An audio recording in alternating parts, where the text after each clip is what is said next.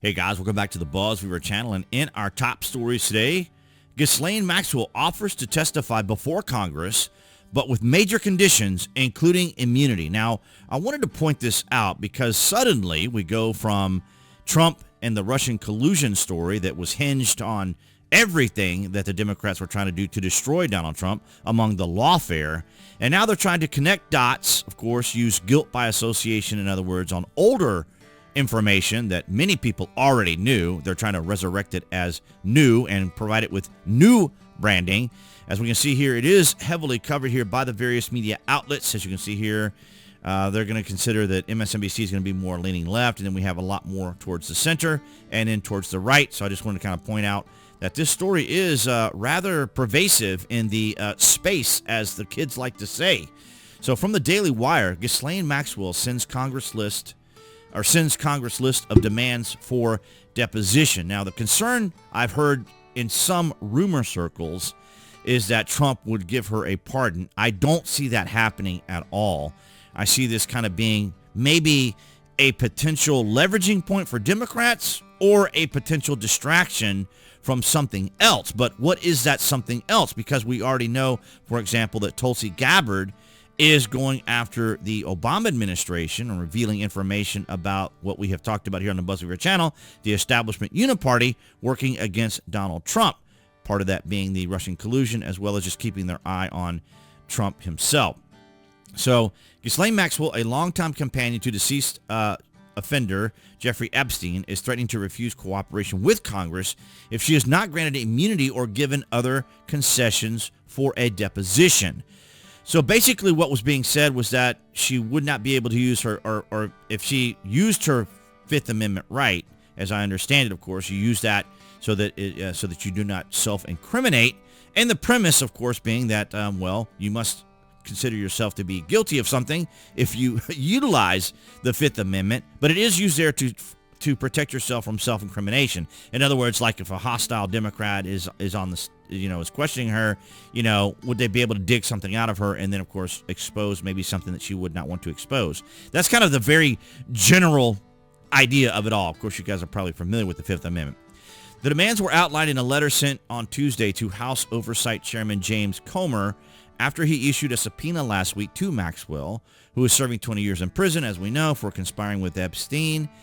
David Oscar Markus, Maxwell's attorney, wrote that their initial reaction to the subpoena, which seeks a deposition with the Federal Correctional Institute in Tallahassee, Florida, on August 11th, was that his client would invoke her Fifth Amendment rights and decline to testify at this time. But he added, further reflection led them to offer conditions that would make it possible for Maxwell to cooperate. I find it fascinating that they're using this sort of vehicle, right, around the edges of the Fifth Amendment. In other words, for her to say maybe certain things, but they don't want any of it to be self-incriminating.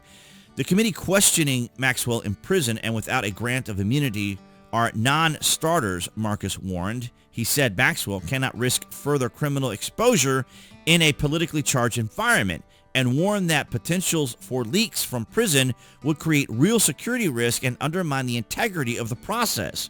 Markus also wrote that Maxwell would require questions in advance, there we go, and request the depositions be scheduled after the Supreme Court decides on his client's petition seeking to overturn her conviction. So she's also pursuing the Supreme Court to overturn her conviction because, of course, a lot of it was, well, if there's no list or if there's no this or there's no that, then why is she in jail, right? That's been the kind of the meme argument, right? Of course, in the alternative, if Miss Maxwell were to receive clemency, she would be willing and eager to testify openly and honestly in public before Congress in Washington, Markus wrote.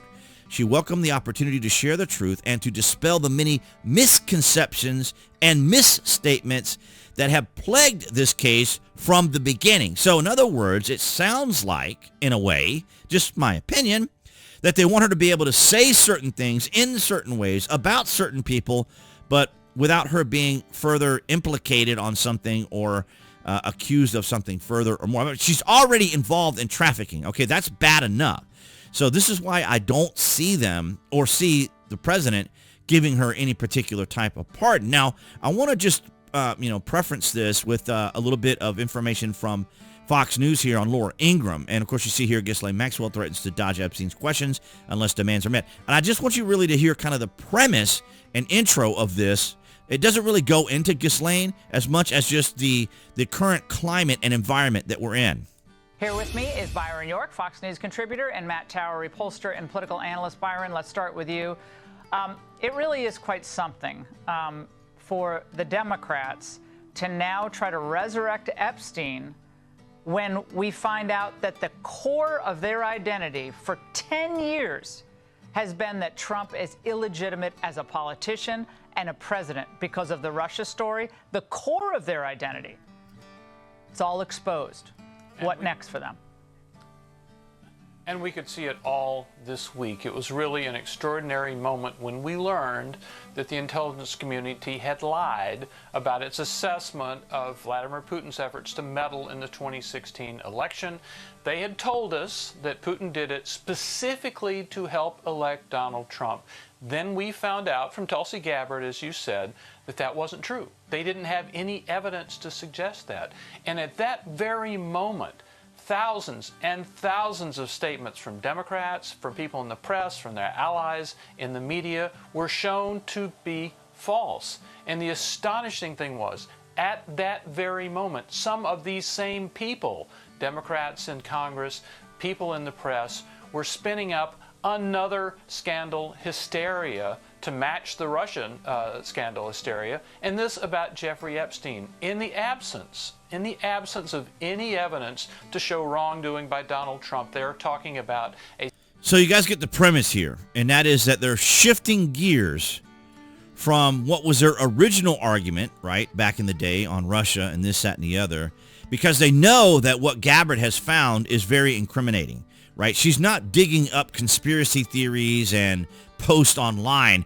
She's actually showing correspondence between the president, then Obama, and like people like Susan Rice and other individuals. I saw something regarding Susan Rice the other day in her exchanges of ensuring that everything is done by the book and these sorts of things. So they can't just hide this. The media knows that they've been exposed, and we have talked about it here on the BuzWeaver channel, so I feel very vindicated, and I hope many of you do. So make sure you hit that like button for that vindication, because this is stuff that we had talked about for quite some time, because it was a manipulation. It's very simple to understand. The establishment uniparty wanted to make sure that Donald Trump would not get elected, and once he had, and then they realized that, hey, we got to get somebody in there to recoup, readjust, realign our narratives. And then, of course, they also use that as a position to then platform the left with identity politics, allow them to go forth and into identity politics and affect our culture, our institutions, and our justice system.